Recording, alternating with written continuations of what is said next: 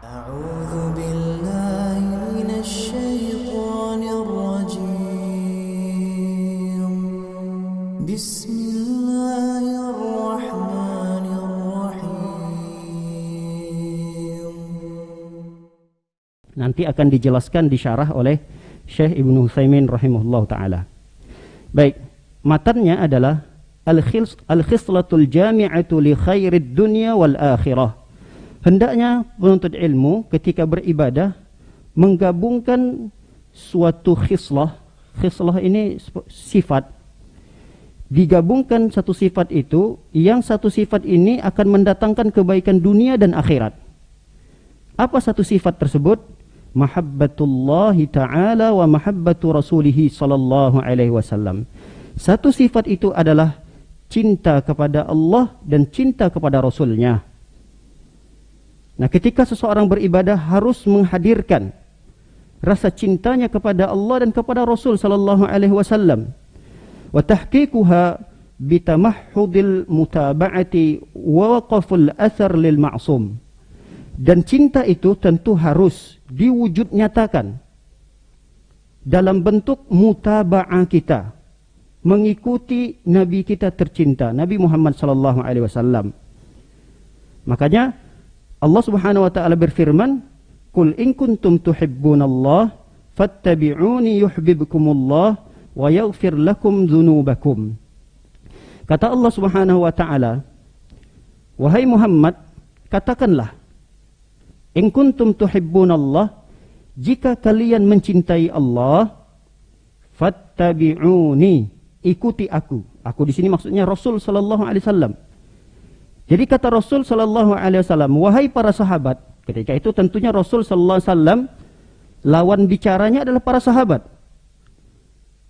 Dan ini berlaku umum, tidak hanya kepada sahabat, kepada generasi setelah sahabat, generasi setelah sahabat-sahabatnya sahabat, dan sampai pada diri kita, umat Nabi sallallahu alaihi wasallam yang berada di akhir zaman ini. Maka khitabnya, pembicaraan ini pun ditujukan kepada kita. Wahai kita jamaah Masjid Al-Ikhlas, jika kita mengakui cinta kepada Allah, fattabi'uni, ikuti Nabi sallallahu alaihi wasallam. Apa buahnya ketika seseorang mengakui cinta Allah dan mengikuti Nabi sallallahu alaihi wasallam? Buah daripada itu, yuhibbukumullah, Allah akan mencintai kalian, wa yaghfir lakum dzunubakum, dan Allah akan mengampuni dosa-dosa kalian. Ayat ini disebutkan oleh para ulama adalah ayatul mihnah, ayat bukti nyata cinta kita kepada Rasul sallallahu alaihi wasallam. Ada orang yang mengaku cinta Allah, ada yang mengaku cinta Rasul sallallahu alaihi wasallam. Mana wujud nyata, mana buktinya seseorang itu cinta kepada Rasul sallallahu alaihi wasallam?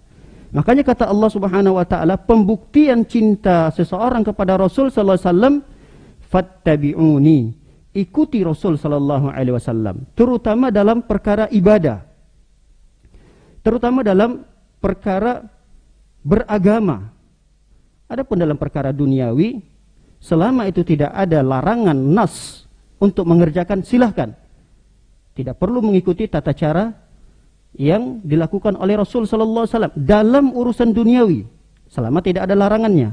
Tapi khusus dalam beragama, dalam beribadah, kita tidak boleh keluar dari tuntunan jalan yang diajarkan oleh Nabi sallallahu alaihi wasallam. Tatkala seseorang keluar di saat beribadah, keluar dari jalan yang diajarkan oleh Nabi sallallahu alaihi wasallam, terancam ibadahnya tidak diterima. Ketika seseorang menuntut ilmu, kemudian tujuan daripada menuntut ilmunya ini keluar dari jalan yang diajarkan oleh Nabi sallallahu alaihi wasallam, yang hendaknya kita ikhlas, kemudian ilmu yang kita dapatkan itu kita gunakan untuk apa, kita amalkan atau tidak. Lalu kemudian ketika mendapatkan ilmu berupa ibadah yang diajarkan oleh Nabi sallallahu alaihi wasallam, apakah ibadah yang kita kerjakan itu sesuai dengan petunjuk Nabi sallallahu alaihi wasallam? Jika iya, bergembiralah bahwa itu merupakan tanda bahwa ibadah yang kita kerjakan diterima oleh Allah Subhanahu wa taala. Namun apabila ibadah yang kita kerjakan di luar dari contoh dan perintah Nabi sallallahu alaihi wasallam, maka ibadah itu terancam tidak diterima oleh Allah Subhanahu wa taala. Syekh Utsaimin rahimahullahu taala mengatakan, "La syakka anna al-mahabba laha atharun 'azimun fi ad-daf'i wal man'." Tidak diragukan lagi, kata beliau, bahwa cinta itu memiliki pengaruh yang besar dalam berbuat dan dalam meninggalkan sesuatu. Jadi ketika seseorang cinta, ini cinta memiliki pengaruh yang besar dalam melakukan sesuatu atau meninggalkan sesuatu. Makanya beliau menyebutkan id annal muhib yas'a ghayata juhdihi fil wusul ila mahbubihi. Karena orang yang sedang jatuh cinta, kata beliau, orang tersebut akan berusaha keras untuk mendapatkan sesuatu yang diinginkan oleh kekasihnya. Jadi ketika ada seseorang yang sedang jatuh cinta kepada seorang kekasih, dia akan berusaha keras bagaimana untuk mendapatkan keridhaan, kerelaan, atau sesuatu yang disukai oleh kekasihnya ini. Andai kata harus melakukan sesuatu yang di luar nalar, dia tetap akan berusaha melakukan itu, saking cintanya kepada kekasih tersebut. Oleh karena itu ketika kekasihnya menginginkan sesuatu, dia akan berusaha untuk melakukan itu. Dan apabila sebaliknya kekasihnya itu tidak menyukai sesuatu, dia akan berusaha untuk meninggalkannya. Berarti kan pembuktian yang begitu besar bagi orang yang sedang jatuh cinta kepada seorang kekasih ini. Begitulah hendaknya kita ketika kita mengakui umat Nabi sallallahu alaihi wasallam yang begitu besar kecintaan kita kepada Nabi kita Muhammad sallallahu alaihi wasallam. Mana buktinya? Ini sesuatu yang dilarang oleh Nabi loh. Ini sesuatu yang diperintahkan oleh Nabi sallallahu alaihi wasallam. Tapi kita tidak pernah melakukan dan tidak pernah meninggalkan sesuatu yang dilarang dan tidak pernah melakukan sesuatu yang diperintahkan oleh Nabi sallallahu alaihi wasallam. Andai kata ada beberapa ibadah yang diperintahkan oleh Rasul SAW untuk dilakukan, tapi kaifiah tata caranya benarkah seperti yang diajarkan oleh Nabi SAW? Ini harus menjadi suatu perhatian besar bagi kita tatkala beribadah kepada Allah dan tatkala kita mengakui bahwa kita ini termasuk orang yang mencintai Nabi. Oleh karena itu para hadirin dan hadirat dimuliakan oleh Allah Subhanahu wa taala, Syekh Utsaimin menyebutkan, kata beliau, amma mahabbatur rasul, adapun ketika seseorang mencintai Rasul, fa innaha tahmiluka ala mutaba'atihi zahiran wa batinan, lianna al-habib yuqallid mahbubahu hatta fi umurid dunya. Kata beliau, ketika seseorang mencintai seorang Rasul, Nabi kita Muhammad sallallahu alaihi wasallam, maka hendaknya kecintaan itu membawanya kepada mengikuti Nabi sallallahu alaihi wasallam, baik itu pada hal yang nampak maupun pada perkara yang tidak nampak. Karena sesungguhnya al-habib, habib itu seperti bisa kita terjemahkan fans. Ketika kita fanatik kepada seorang tokoh, kita ngefans sekali kepada tokoh ini, maka akan mengantarkan kita kepada mengikutinya. Bahkan perkara dunia sekalipun kita akan ikuti dia. Makanya tidak suatu hal yang sudah seringlah nampak pada diri kita dan pada anak-anak muda. Tatkala ngefans pada satu tokoh, ini tokoh dalam urusan yang receh, main bola, artis, perkara-perkara yang remeh. Lihat bagaimana ketika seseorang ngefans pada tokoh tersebut, dia akan mengikuti cara bicaranya, kemudian penampilannya, berpakaiannya, bahkan rambutnya, gaya jalannya, dia akan ikuti. Ini padahal tokoh yang recehan. Yang sekarang ini kita bicarakan adalah tokoh dunia, tokohnya para tokoh. Nabi kita Muhammad sallallahu alaihi wasallam, ketika kita mengatakan ini tokoh kami, Mana bukti bahwa kita telah mengangkat diri sosok Nabi Shallallahu Alaihi Wasallam sebagai seorang tokoh? Mana bukti kita ini ngefans kepada Nabi Shallallahu Alaihi Wasallamnya? Buktinya adalah ikuti Rasul Shallallahu Alaihi Wasallam. Bahkan dalam perkara dunia pun tidak ada masalah, ikuti. Walaupun ini perkara mubah, gaya berpakaian Nabi Shallallahu Alaihi Wasallam, gaya berbicara, gaya berjalan. Bahkan ada sahabat Nabi Shallallahu Alaihi Wasallam ketika Rasul SAW meninggal dunia, dia hafal sekali. Ketika Rasulullah melewati jalan itu, di mana saja jejak langkah Rasul itu diikuti. Dulu Rasulullah melewati jalan ini, beliau melangkahkan kaki kanannya sini, kiri, kanan, kiri, diikuti oleh sahabat Nabi Shallallahu Alaihi Wasallam. Saking ngefansnya kepada Nabi Shallallahu Alaihi Wasallam. Ya walaupun tidak harus seperti itu, tapi kan ini bukti yang begitu besar kecintaan para sahabat kepada Nabi Shallallahu Alaihi Wasallam. Ada cerita dari Syekh Utsaimin rahimahullah taala. Syekh Utsaimin ini berguru dengan Syekh As-Sa'di. Syekh As-Sa'di ini guru besar, ulama tafsir. Nah kata Syekh Utsaimin, saya dulu punya teman, saking ngefansnya kepada Syekh As-Sa'di ini, beliau ini mengikuti cara tulisan Syekh As-Sa'di. Jadi orang itu kan beda-beda. Beda-beda, setiap orang kan beda penulisannya. Ada orang yang tulisannya rapi, ada bagus. Nah Syekh As-Sa'di ini termasuk tulisannya tidak terlalu bagus. Bahkan kalau mau dibaca pun, kalau nggak penuntut ilmu yang benar-benar menuntut ilmu, ini tulisnya nggak bisa dibaca gitu. Kayak tulisan dokter lah ya. Mohon maaf, bukan menyelekkan dokter, tapi kan kalau dokter itu saking cepatnya nulis, orang-orang biasa mungkin nggak bisa baca resepnya apa. Kayak gitulah misalnya tulisan Syekh Sa'di ini. Jadi saking ngefansnya, dia pun ngikuti cara penulisannya, bentuk gaya tulisnya, diikuti saking ngefansnya. Nah ini pada seorang guru.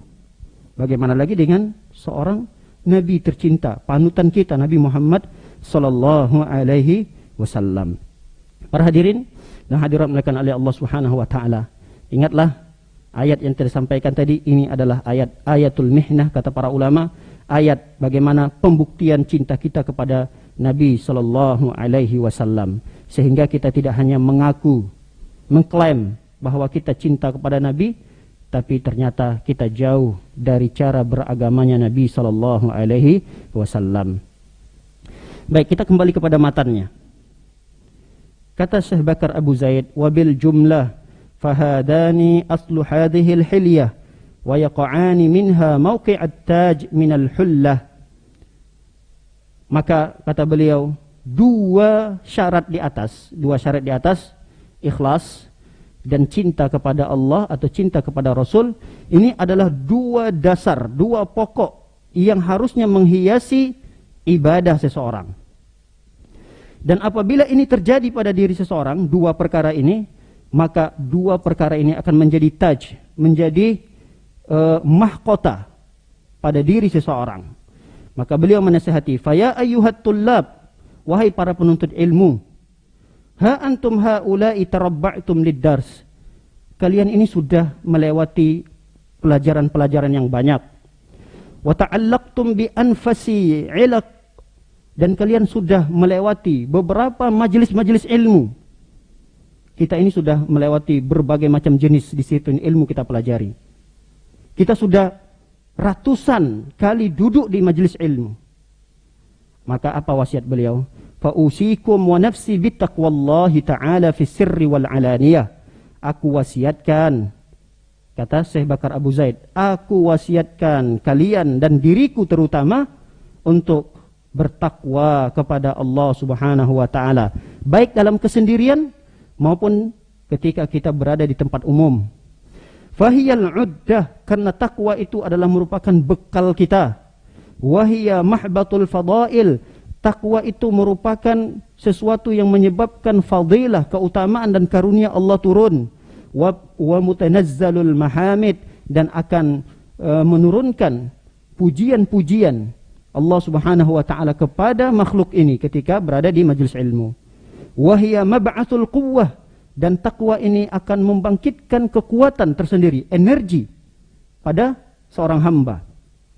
Wa mi'rajus sumu, dan takwa ini akan mengangkat derajat seseorang. Warrabitul wathiq 'alal qulub 'anil fitan. Dan ingat, takwa ini adalah tali ikatan simpul yang begitu kuat dari berbagai macam fitnah. Fala tufarritu, jangan sia-siakan takwa ini. Jadi penuntut ilmu harus memiliki bekal takwa, kata beliau. Setelah memiliki dua syarat tadi, ikhlas dalam menuntut ilmu, kemudian yang kedua adalah cinta kepada Allah dan cinta kepada Rasulnya. Tapi ingat, dua perkara ini harus diikuti dengan takwa. Kita bertakwa kepada Allah Subhanahu wa taala. Karena dengan takwa inilah akan memberikan kemudahan bagi penuntut ilmu untuk menyerap dan memahami ilmu. Makanya dalam Al-Qur'an Allah Subhanahu wa taala, Syekh Utsaimin menjelaskan, kata beliau, ya ayyuhalladzina amanu in tattaqullah yaj'al lakum furqana. Wahai orang-orang yang beriman, bertakwalah kalian kepada Allah. Bertakwalah kalian kepada Allah. Niscaya Allah akan berikan kepada kalian furqan. Furqan ini apa? Furqan ini pembeda. Seorang penuntut ilmu yang dia tidak bertakwa kepada Allah, dia tidak bisa membedakan mana yang baik, mana yang buruk. Mana yang halal, mana yang haram. Mana yang membahayakannya, mana yang memberikan manfaat untuknya, dia tidak bisa membedakan. Nah, penuntut ilmu yang dia memiliki ketakwaan pada dirinya, ini akan dibantu oleh Allah Subhanahu wa taala untuk sampai kepada furqan tadi. Makanya para ulama menjelaskan bahwa furqan ini bisa didapat dengan cara berilmu. Dan ilmu tidak akan mungkin didapati dengan tidur-tiduran. Ilmu didapat dengan belajar. Innamal ilmu bitta'allum, kata Rasul sallallahu alaihi wasallam. Ilmu itu didapat dengan belajar. Dan ketika seseorang ingin sampai pada derajat orang-orang yang bisa furqan, sampai pada derajat furqan, membedakan ini baik, ini buruk, ini halal, ini haram, maka dia hendaknya belajar, menuntut ilmu. Begitu juga kata para ulama, bisa jadi seseorang itu sampai pada derajat furqan tadi, sampai pada bisa membedakan sesuatu yang baik dan buruk dengan firasat. Makanya hati-hati dengan firasat seorang mukmin. Firasat ini beda dengan suuzon ya. Firasat ini kayak kemampuan seseorang dalam menebak gitu. Ini firasat. Tapi firasat ini tentunya bagi orang-orang mukmin yang soleh. Dan jarang sekali, karena firasat ini kata para ulama, ya berupa ilham yang Allah berikan kepada dia. Tergetak saja hatinya itu. Misal, terjadi pada diri Umar bin Khattab tentang pengharaman khamar. Umar ini pengen sekali melihat kondisi kaum muslimin, teman-teman beliau yang sedang mabuk-mabukan. Kemudian, dalam kondisi yang tidak baik lah. Umar melihat secara zahir orang mabuk-mabukan di zaman awal-awal Islam ya, belum diharamkan khamar. Orang mabuk-mabukan biasa aja. Islam sudah datang, Rasul sudah berdakwah, tapi Rasul belum mengharamkannya. Tapi Umar melihat dengan hati nuraninya, ini kayaknya nggak baik gitu. Tapi beliau nggak berani mengharamkan itu karena syariat itu datangnya dari Rasul. Beliau nggak berani mengatakan nggak boleh, nggak boleh. Umar nggak berani mengatakan itu. Lalu kemudian gelisahlah Umar. Turun lagi ayat yang mengatakan nggak boleh minum khamar di saat mau sholat. Dan mulai ini bertahap pelarangannya. Jadi kalau mau sholat, kata Allah SWT, jangan minum khamar. Akhirnya mereka kalau sholatnya mepet seperti maghrib ke isya, habis maghrib mereka nggak minum dulu. Nanti habis isya mereka minum lagi khamar. Karena dari isya nanti ke subuh jauh. Kalau mau sholat subuh udah hilang mabuknya. Tapi Umar masih nggak nyaman gitu melihat kondisi kaum muslimin ketika itu. Turunlah ayat yang pengharaman bahwa khamar diharamkan total. Lihat firasat Umar bin Khattab. Seperti ayat hijab menutup aurat bagi perempuan. Itu juga firasat Umar. Minta kepada Nabi sallallahu alaihi wasallam, "Ya Nabi, ini istri-istri Anda ya Rasul sallallahu alaihi wasallam, gunakanlah hijab." Karena kan banyak sekali tamu Nabi sallallahu alaihi wasallam datang, apalagi dari daerah, dari Badui, datang ke Nabi sallallahu alaihi wasallam. Nah, ketika awal-awal Islam hijab belum diwajibkan. Umar melihat kondisi orang-orang yang tamu Nabi sallallahu alaihi wasallam begitu banyak datang, Umar kayak ya usul lah kepada Nabi. Kenapa enggak ditutup saja? Enggak berapa lama firasat itu diceritakan oleh Umar kepada Nabi SAW, turun ayat kewajiban bagi muslimah untuk menutup aurat. Banyak firasat-firasat seperti ini dimiliki oleh orang-orang soleh. Nah, inilah yang disebut dengan firasat yang bisa mengantarkan seseorang kepada furqan, kepada pembeda. Ini baik loh, ini buruk, ini halal, ini haram. Biasanya terkadang selain dengan ilmu, juga dengan firasat. Ada yang ketiga, kata para ulama, seorang itu bisa juga mendapatkan furqan dengan cara perbanyak istighfar. Ya, selain ada ilmu, kemudian terkadang dengan firasat, dan dibantu juga terkadang dengan yang ketiga, perbanyak istighfar. Makanya dalam Al-Quran, Allah Subhanahu wa ta'ala berfirman, surah An-Nisa, ayat 105 sampai 106, kata Allah, Inna anzalna ilaikal kitab bilhaq, litahkuma bainan nas bima arakallah, wa la takun lil khainina khasima, wastaghfirillah. Kata Allah SWT, sesungguhnya kami turunkan kepadamu, wahai Muhammad, Al-Quran, bilhaq, dengan benar, litahkuma bainan nas bima arakallah, supaya Al-Quran itu engkau jadikan untuk berhukum kepada manusia sesuai yang diajarkan oleh Allah Subhanahu wa taala. Wala takun lil khainina khasima, jangan engkau menjadi orang-orang yang khianat, wahai Muhammad. Wastaghfirillah, dan perbanyaklah istighfar kepada Allah. Makanya para ulama sangat menganjurkan ketika seseorang ingin memberikan fatwa. Ada seseorang yang bertanya misalnya kepada ustadz. Nah, agar jawaban seorang ustadz itu tepat, membantu seorang ustadz itu agar menjawab dengan tepat dan benar, maka hendaknya seorang ustadz tersebut beristighfar dulu. Ini sebagian ulama menjelaskan seperti itu. Qala ba'dul ulama, kata Syekh Utsaimin, sebagian ulama berkata, yambaghi lil insan idza ustuftiya an yuqaddam istighfar hatta yubayyana lahul haqq. Hendaklah seseorang apabila dimintakan jawaban dari permasalahan agama, hendaknya dia mulai istighfar dulu. Bisa jadi dengan istighfar itu akan memudahkan dia untuk menjawab pertanyaan daripada orang yang menanya ini. Maka furqan itu sangat dibutuhkan oleh penuntut ilmu, tapi furqan itu tidaklah datang kecuali dengan menuntut ilmu, dengan firasat atau dengan memperbanyak istighfar tadi. Tapi tentunya firasat itu dan istighfar ini harus diawali dengan menuntut ilmu. Baik, para hadirin dan hadirat melakukan oleh Allah Subhanahu wa taala. Perhiasan yang kedua yang harusnya dimiliki oleh penuntut ilmu. Kata Syekh Bakar Abu Zaid rahimahullah ta'ala, kun ala jaddatis salafis soleh. Ini adab yang kedua. Ini perhiasan yang kedua bagi penuntut ilmu. Kun ala jaddatis salafis soleh. Jadilah kalian orang-orang yang berpegang teguh di atas jalannya orang-orang soleh terdahulu. Salafus soleh itu adalah orang-orang soleh terdahulu. Jadi kalau disebutkan salaf soleh, salafus soleh, ini maksudnya adalah orang-orang soleh terdahulu. Siapa mereka? Para sahabat. Generasi setelah sahabat disebut dengan tabi'in.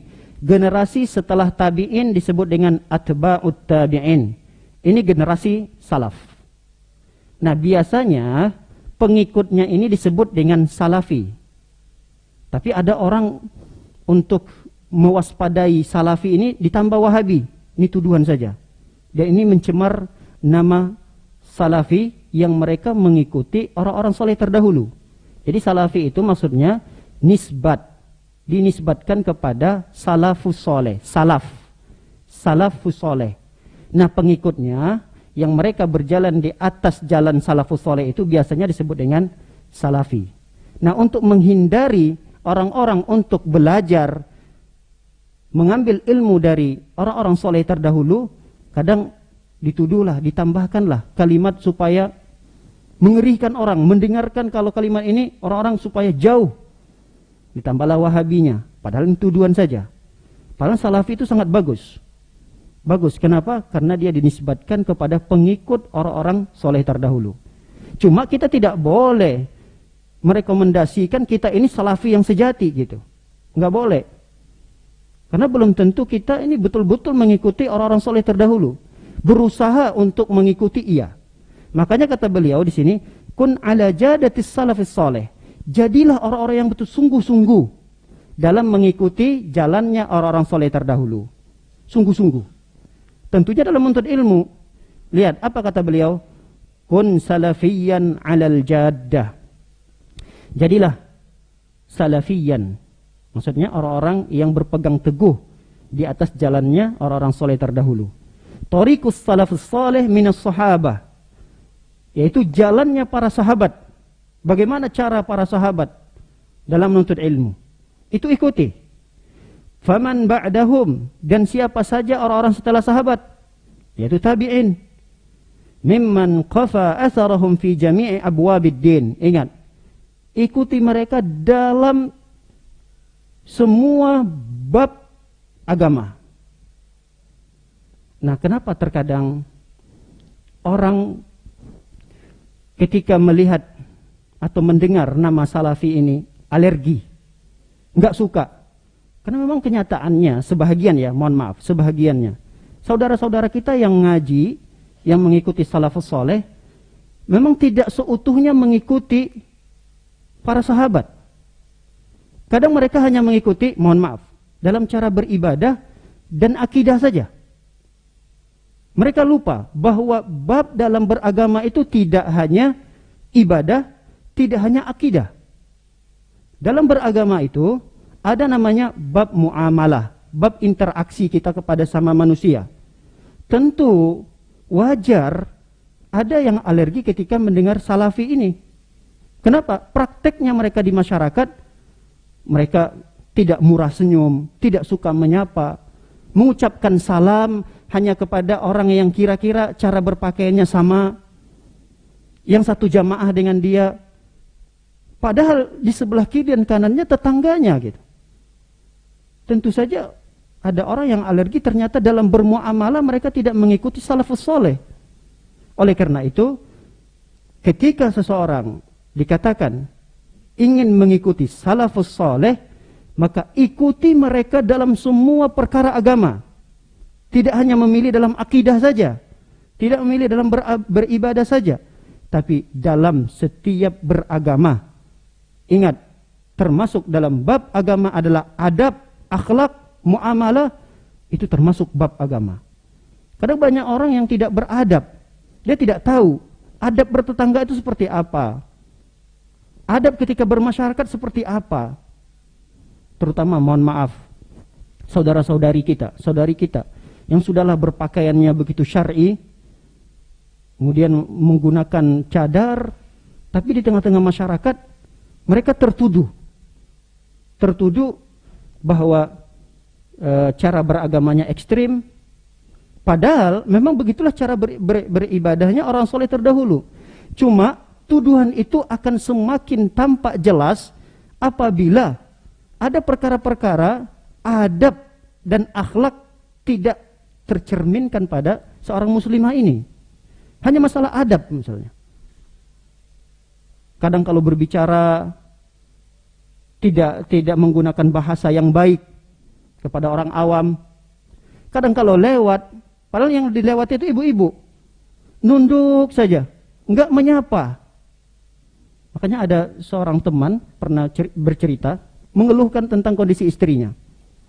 Ustaz, istri saya ini kalau jalan sama saya, padahal ngelewatin tetangga ada di luar gitu.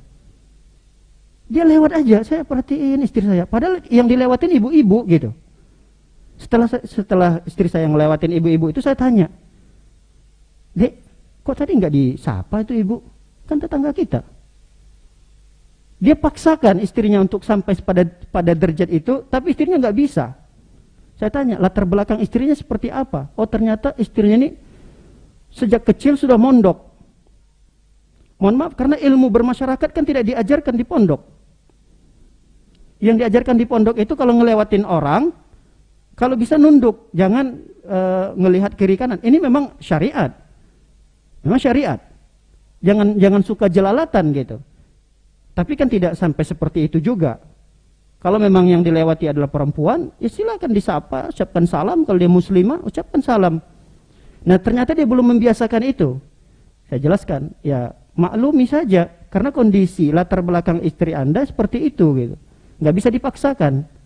Nanti pelan-pelan Anda terus temani dia berjalan, paksakan dia. Itu ada ibu di depan itu. Nah, dari sekarang kamu harus siap-siap nih untuk menyapanya. Kamu berpakaian yang syar'i seperti ini. Kamu harus tampakkan pakaian syar'i itu tidak seseram apa yang dipikirkan oleh orang-orang awam gitu. Jadi ajarkan seperti itu pada istri. Ketika istri kita dampingi nih, istri lewat mau jalan kemana, dari jauh sudah diajarkan istri. Itu ada ibu fulana itu, tetangga kita. Walaupun dia nggak pakai jilbab, nggak menutup aurat, itu tidak menghalangi kita untuk menyapanya. Sapa, senyum. Sapa dengan cara yang baik. Jadi dipaksakan istri seperti itu. Nanti dia akan terpaksa. Ketika terpaksa dan terbiasa. Nah, ini adalah adab. Oleh karena itu, para hadirin dan hadirat melakukan oleh Allah Subhanahu wa taala, ketika kita dikatakan pengikut salafus soleh, ingat, jangan hanya memilih dalam perkara beribadah, cara sholat, masya Allah luar biasa, berakidah dengan akidah ahlus sunnah wal jamaah. Tapi ingat, ada perkara muamalah dalam beragama, ada perkara adab dan akhlak dalam beragama. Itu pun hendaknya kita ikuti, karena salafus saleh kita mengajarkan bagaimana berinteraksi kepada sesama manusia, bahkan kepada seluruh makhluk termasuk hewan, bagaimana sikap kita kepada mereka. Itu pun diajarkan oleh Nabi SAW, diwariskan kepada salafus saleh, yaitu para sahabat, tabi'in dan atba'ut tabi'in. Baik, kita lanjutkan matan daripada hilyah ini. Kata Syekh Bakar Abu Zaid, ingat bahwa kita mengikuti salafus saleh ini dalam seluruh beragama, termasuk tauhid, beribadah dan yang semisalnya. Mutamayyizan biltizami asarir Rasul sallallahu alaihi wasallam. Dan jadilah wahai penuntut ilmu orang yang unggul dalam membersamai jejak-jejaknya Rasul sallallahu alaihi wasallam. Kita harus unggul, penuntut ilmu harus unggul dalam mengikuti jejak Nabi sallallahu alaihi wasallam. Beda dengan orang yang tidak penuntut ilmu, masyarakat awam biasa. Ya, kalau mereka dalam praktek beragamanya, praktek adab dan akhlaknya tidak seperti yang diajarkan oleh Rasulullah, maklum. Tapi penuntut ilmu jangan. Dia harus unggul, penuntut ilmu itu harus unggul dalam mengikuti cara Rasul sallallahu alaihi wasallam beribadah. Wa tawzifis sunan ala nafsik, dan harus selalu mempraktekkan sunnah-sunnah Nabi SAW pada dirinya, pada diri kita penuntut ilmu. Praktekkan sunnah-sunnah Nabi yang kecil, makan, minum, bagaimana sunnah Nabi SAW, cara berpakaian, seperti apa cara berpakaian Nabi SAW. Dalam perkara apapun, sunnah-sunnah itu dipraktekkan. Wa tarkul jidal wal mira, dan tinggalkan, penuntut ilmu hendaknya tinggalkan jidal dan mira, adalah berdebat. Kadang penuntut ilmu ini penyakitnya adalah suka berdebat. Ada orang bertanya, ini bertanya juga, teman bertanya, Ustaz, bagaimana pandangan Islam perkara ABC ini? Saya jelaskan, begini. Ini bahan saya untuk mendebat orang tua saya nanti. Lihat, dia mempelajari ilmu, bertanya tentang ilmu, tujuannya untuk berdebat. Ini keluar dari khittahnya salafus saleh. Salafus saleh itu ketika menuntut ilmu, belajar, bertanya kepada Rasulullah, bukan untuk mendebat. Apalagi tujuannya untuk mendebat orang tuanya. Ternyata dia ada punya permasalahan, suatu perkara agama, diskusi dengan orang tuanya. Nah, mentok ilmunya, dia nggak bisa jawab. Dia bertanya kepada seorang ustadz. Ketika mendapatkan jawaban dari ustadz, saya akan gunakan hujjah ini untuk mendebat orang tua saya. Waliyazubillah. Orang salafus saleh, kata saya Abu Bakar Syekh Bakar Abu Zaid mengatakan, bukan itu tujuan dari menuntut ilmu. Tinggalkan itu. Berdebat, tinggalkan. Wal khawdi fi ilmil kalam. Ingat, hindari juga berdalam-dalam mempelajari ilmu kalam. Ilmu kalam ini adalah buah daripada ilmu filsafat. Nah, ilmu filsafat ini, kalau dia menjelaskan tentang ilmu ketuhanan, maka hukumnya haram. Makanya ada kajian yang sangat bagus yang pernah saya ikuti, kajian Ustadz kita, Ustadz Firanda Hafizahullah. Beliau menjelaskan tentang haramnya ilmu filsafat ini sampai 4 pertemuan. Dan pertemuan pertama, kedua, saya agak pusing gitu dengarnya. Karena memang nggak bisa didengarkan 1 kali 2 kali. Ini saya sangat rekomendasikan ketika beliau menjelaskan tentang akidah Tahawiyah. Akidah Tahawiyah itu menjelaskan tentang akidah asma'us sifat. Bagaimana beberapa kelompok dalam Islam seperti Mu'tazilah, Jahmiyah yang mereka menolak sifat-sifat Allah itu ternyata berakibat daripada ilmu kalam. Ilmu kalam ini buah daripada ilmu filsafat yang mereka dalami. Dan ilmu filsafat ini tentunya bukan ilmu dari Islam, ilmu dari Yunani. Dan ilmu filsafat ini sudah ada 700 tahun sebelum Masehi. Sebelum Nabi Isa lahir. Ilmu filsafat ini sudah ada di zaman Yunani kuno. Jadi mereka mencari dan memahami ketuhanan itu dengan akal. Jadi kalau sesuatu itu tertolak oleh akal, maka ketuhanan itu ditolak. Sehingga mereka memberikan persyaratan, kalau dikatakan Tuhan, maka harus memiliki persyaratan A, B, C, D. Dan yang memberikan persyaratan itu adalah mereka ahli filsafat. Maksud kami mengharamkan ilmu filsafat ini, mohon maaf, hanya dalam perkara ketuhanan. Mereka ingin mempelajari Allah Subhanahu wa taala tapi dengan ilmu filsafat. Tapi kalau yang disebut dengan filsafat kedokteran, filsafat biologi apa, itu tidak ada masalah karena ini perkara dunia. Silakan mempelajari filsafat itu. Tapi kalau filsafat yang memahami tentang Allah Subhanahu wa taala, tentang kemahaesaan Allah Subhanahu wa taala, ini diharamkan oleh para ulama untuk berdalam-dalam dalam mempelajari ilmu kalam, atau disebut juga dengan ilmu mantiq. Jadi ada 2, ada disebut dengan ilmu kalam atau ilmu mantiq. Ini ilmu kalam dan ilmu mantiq adalah ilmu bagaimana kita bisa menggunakan logika kita. Nah, orang biasanya kalau sudah berdalam-dalam dalam ilmu kalam ini dan ilmu mantiq, dia logikanya hebat, jago, terkadang dalam berdebat pun luar biasa.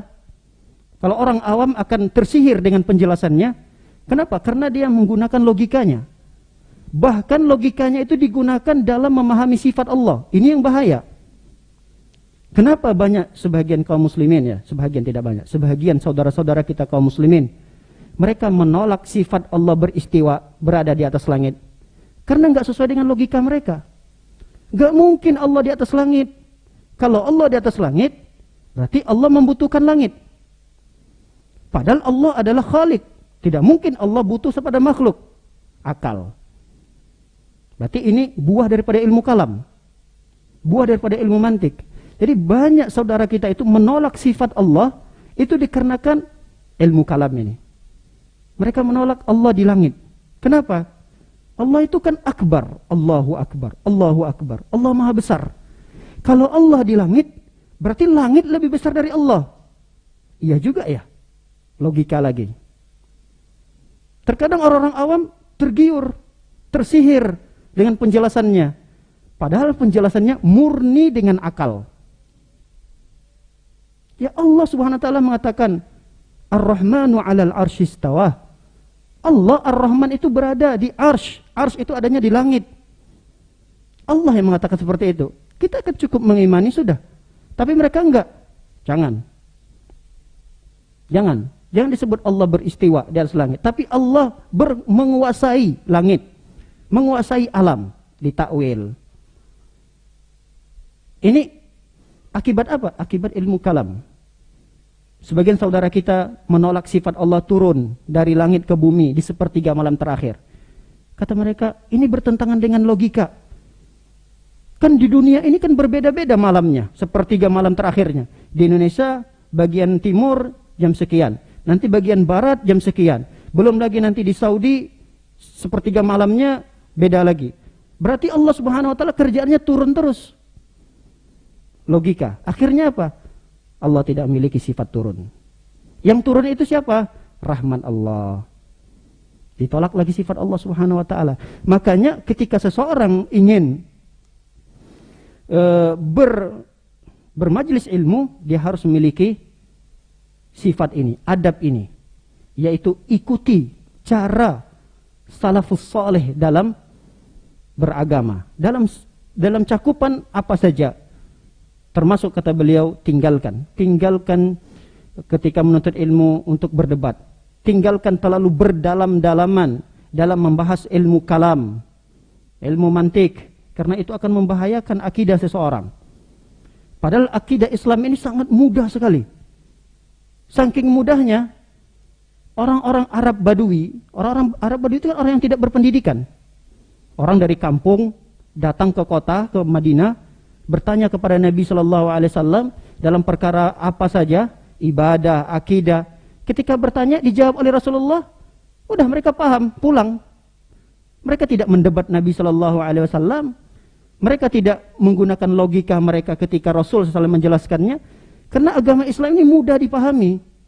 Yang mempersulit agama Islam ini adalah ketika seseorang menggunakan logikanya. Ketika logikanya tidak sesuai dengan syariat Islam, tunggu dulu. Ini syariat Islam nih? Iya, ini dalilnya. Oh, tunggu dulu. Saya akan kuatkan syariat Islam ini dengan akal saya. Kalau akal saya, logika saya mengatakan ini benar syariat Islam, berarti saya akan kerjakan. Ini bahayanya ilmu kalam. Oleh karena itu, Al-Imam Syafi'i rahimahullahu ta'ala, beliau mengatakan, hukmi fi ahlil kalam an yadribu bil jarid wan ni'al wa yuqal hadha jaza'u man taraka al-kitab wa sunnah wa aqbala ala ilmil kalam. Kata Al-Imam Syafi'i rahimahullahu ta'ala, Imam Syafi'i, kata beliau, hukumanku bagi orang yang memperdalam ilmu kalam. Berarti di zaman Imam Syafi'i ternyata sudah banyak orang-orang yang mempelajari ilmu kalam, ilmu mantik ini.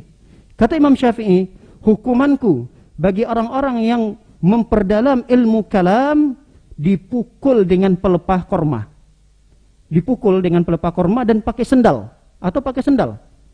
Wa yuqal, dan dikatakan, jadi diarak ini orang, dibawa ke masyarakat sambil dipukul dengan pelepah korma atau dengan sendal, katakan, haza jaza'u man tarakal kitab wa sunnah. Inilah balasan bagi orang-orang yang meninggalkan Alkitab, Al-Quran, meninggalkan sunnah, meninggalkan hadis, dan dia mempelajari ilmu kalam. Lihat ucapan Imam Syafi'i. Dan Imam Syafi'i memberikan hukuman kepada orang yang belajar ilmu kalam dan meninggalkan Al-Quran, meninggalkan hadis Nabi SAW. Dia lebih memilih untuk belajar ilmu kalam. Dia perdalami ilmu kalam. Dia habiskan umurnya untuk mempelajari ilmu kalam. Al-Quran 30 juz ditinggalkan. Hadis Nabi SAW puluhan ribu dia tinggalkan. Dia malah berpindah untuk belajar ilmu kalam. Orang yang seperti ini dihukum oleh Imam Syafi'i. Makanya kata para ulama, tidak mengapa, silahkan belajar ilmu kalam, tapi ada dua syaratnya. Ini persyaratan yang disebutkan oleh para ulama. Ada dua syarat bagi orang yang ingin belajar ilmu kalam. Yang pertama, bekal ilmu syar'inya sudah hebat. Berarti ilmu Al-Qur'annya, memahami Al-Qur'annya sudah hebat. Ilmu memahami hadis, sunnahnya sudah hebat. Ketika dia memiliki ilmu syar'i yang begitu hebat, yang akan membentengi dirinya apabila mendapatkan syubhat-syubhat dari ilmu kalam, berarti boleh dia mempelajarinya, karena dia sudah memiliki benteng yang kuat. Ketika ada syubhat, dia mempelajari bab dalam ilmu kalam misalnya, tentang ketuhanan. Dia tahu ini tidak benar. Kenapa tidak benar? Karena bertentangan dengan nas Al-Quran, karena bertentangan dengan hadis Nabi SAW. Tapi kalau seorang tidak ada bekal, tidak ada bekal Al-Qurannya, tidak ada bekal hadisnya, dia langsung belajar ilmu kalam, dia akan makan ilmu kalam itu mentah-mentah. Dia akan serap ilmu kalam itu tanpa ada filter. Apa filternya? Al-Quran dan hadis Nabi SAW. Nah, itu syarat yang pertama. Bagi orang yang ingin belajar ilmu kalam, dia harus memiliki pengetahuan ilmu Al-Quran dan ilmu hadis yang begitu matang. Yang kedua, syarat yang kedua bagi orang yang ingin mempelajari ilmu kalam adalah ketika dia mempelajari ilmu kalam, tujuannya untuk membantah kesesatan yang terdapat dalam ilmu kalam itu. Jadi bukan tanpa tujuan. Makanya lihat Syekhul Islam Ibnu Taimiyah rahimahullahu taala. Beliau ini sangat pakar sekali dalam ilmu kalam. Berarti beliau mempelajari ilmu kalam. Kok boleh mempelajari ilmu kalam? Boleh. Selevel Syekhul Islam Ibnu Taimiyah. Dalam ilmu Al-Qur'annya tidak diragukan lagi, hadisnya tidak diragukan lagi. Nah, beliau belajar ilmu kalam tujuannya apa? Untuk membantah. Oh, kesalahan daripada ilmu kalam itu poinnya 1, 2, 3, 4. Sumber daripada ilmu kalam ini adalah dari Yunani dan seterusnya. Dipelajari untuk menjelaskan kepada umat ini bahwa ilmu kalam itu membahayakan umat, terutama dalam berakidah. Para hadirin yang hadirat dimuliakan oleh Allah Subhanahu wa taala. Kita kembali kepada matan Hilyah. Kata beliau, qala Az-Zahabi, Al-Imam Az-Zahabi rahimahullahu taala berkata, wa sahha 'an ad-Darqutni annahu qala. Ada Al-Imam Darqutni, beliau pernah berkata, ma syai'u abghadu ilayya min ilmil kalam. Tidak ada sesuatu yang paling aku benci melainkan ilmu kalam. Ini selevel Al-Imam Muhaddis, Imam Ahlul Hadis. Siapa dia? Ad-Darqutni. Beliau mengatakan, tidak ada sesuatu yang paling aku benci melainkan ilmu kalam. Lalu Az-Zahabi berkomentar, qultu, kata Az-Zahabi, lam yadkhul rajulu abadan fil ilmil kalam walal jidal wala khada fi dhalik bal kana salafiyan. Kata beliau, tidaklah seseorang yang masuk di dalam mempelajari ilmu kalam dan dia meninggalkan perdebatan, wala khada fi dhalik, dan tidak memperdalami ilmu untuk berdebat, dan dia tidak memperdalami ilmu kalam, maka inilah yang disebut dengan salafi, yaitu orang-orang yang berada di jalan salafus soleh, yang mereka mengikuti orang-orang soleh terdahulu, yaitu para sahabat, tabi'in dan atba'ut tabi'in. Para hadirin dan hadirat yang dimuliakan oleh Allah Subhanahu wa taala. Kita katakan, sudah kita sebutkan tadi, sudah kita jelaskan bahwa ilmu kalam khatirun. Ilmu kalam ini sangat bahaya. Apalagi bagi orang yang tidak punya filter seperti kita. Kita ini kan dalam Al-Quran juga enggak hebat-hebat banget gitu. Paling dalam Al-Quran itu ya 5%, 10% lah kita bisa pahami. Dan kita butuh kepada penafsiran. Baru kita akan paham seutuhnya. Kalau kita baca Al-Quran, terjemahannya saja, itu sulit bagi kita untuk paham. Ini terjemahan gitu. Apalagi tanpa terjemahan, nggak bisa paham sama sekali kita kalau kita baca Quran. Dibantu dengan terjemahan. Dibantu dengan terjemahan pun terkadang masih kita nggak bisa memahami itu seutuhnya. Harus dibantu lagi dengan penafsiran para ulama. Ibnu Katsir misalnya, As-Sa'di misalnya. Nah, makanya kata beliau, orang-orang yang dalam Al-Qur'annya masih lemah pemahamannya, apalagi dalam hadis, ilmu kalam ini sangat berbahaya, kata beliau. Kenapa? Karena ilmu kalam ini terkadang membicarakan tentang sifat-sifat Allah Subhanahu wa taala dan tentang zat Allah Subhanahu wa taala. Li'annahu yubtilin nusus. Ilmu kalam ini terkadang membatalkan, meninggalkan nas-nas syar'i. Wa yahkumul bil akal. Mereka berhukum dengan akal dan logika mereka. Walihadza kana min qawaidihim, maka mereka memiliki kaidah-kaidah. Apa kata mereka? Anna ma jaa fin nusus min sifatillahi yanqasimu ila salasati aqsam. Jadi kalau ada nas-nas dari Al-Qur'an maupun dari hadis yang menjelaskan tentang sifat Allah, maka terbagi kepada 3 bagian.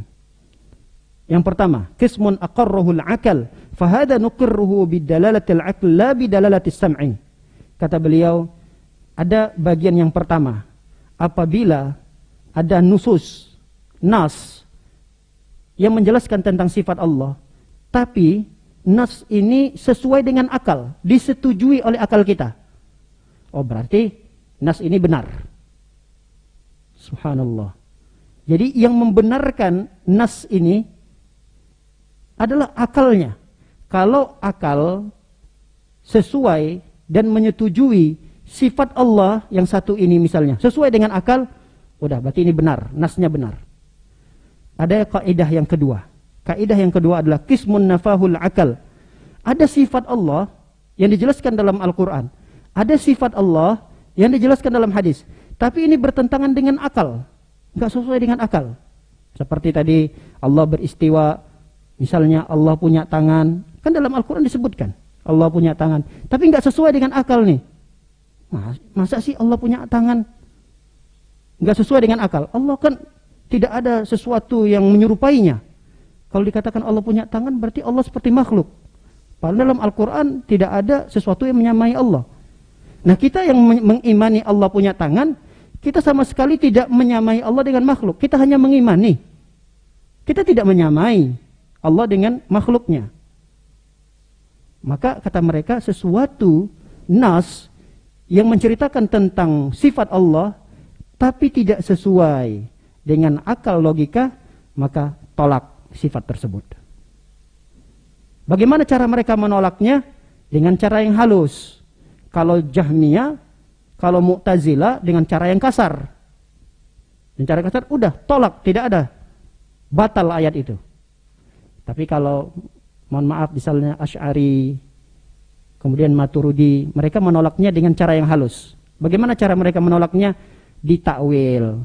Maksudnya Allah punya tangan adalah Allah memiliki kekuasaan. Bukan Allah memiliki tangan, tapi Allah memiliki kekuasaan. Cara mereka menolaknya halus. Padahal mereka juga menolak, hanya dengan cara yang halus. Oleh karena itu, para hadirin dan hadirat makan oleh Allah SWT, kaidah ini sangat berbahaya sekali.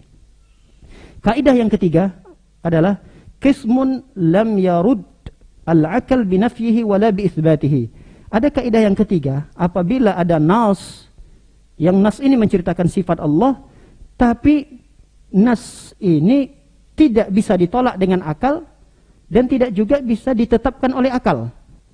Jadi akal tidak bisa sampai ke sana, tapi juga akal juga tidak bisa mengisbatkan, menetapkan ini sifat Allah gitu. Maka dalam kondisi seperti ini, mereka berdiam diri. Udah, nggak usah komentari.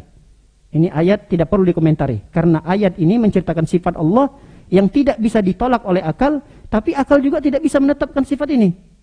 Ya udah, biarkan saja ayat itu. Tidak perlu dikomentari. Inilah bahayanya ilmu kalam, sehingga mereka membuat suatu kaidah untuk lebih mengutamakan akal daripada nakal. Nakal itu adalah Al-Quran dan sunnah Nabi Sallallahu Alaihi Wasallam. Para hadirin dan hadirat melakukan oleh Allah Subhanahu wa taala. Kita kembali kepada matannya. Kata beliau Syekh Bakar Abu Zaid, wa haula'i hum ahlus sunnah wal jamaah. Mereka yang mengikuti salafus saleh ini, mereka inilah ahlus sunnah wal jamaah.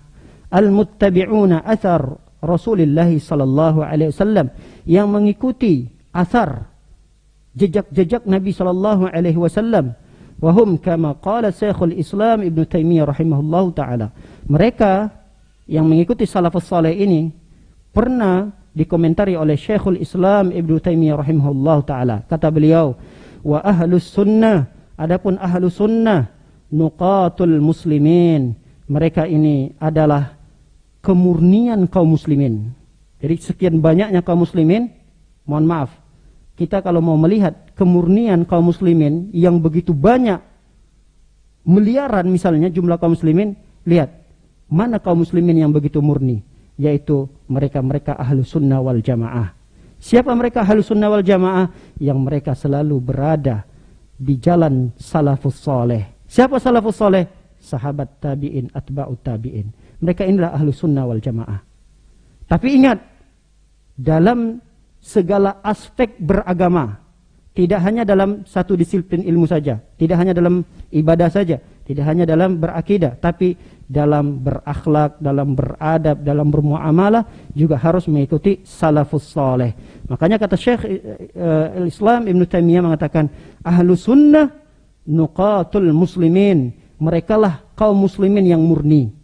Wahum khairun nas lin nas, merekalah sebaik-baik manusia di tengah-tengah manusia. Para hadirin dan hadirat menekan oleh Allah Subhanahu wa taala, barangkali inilah yang dapat kita pelajari pada kesempatan yang singkat ini. Semoga apa yang kita pelajari dapat kita ambil dan pahami serta kita amalkan dalam keseharian kita. Inti daripada pelajaran kita ringkas bahwa di antara adab menuntut ilmu yang pertama, yakini ilmu adalah ibadah. Menuntut ilmu adalah ibadah. Syarat ibadah ada dua, ikhlas dan cinta kepada Nabi sallallahu alaihi wasallam, cinta kepada Allah.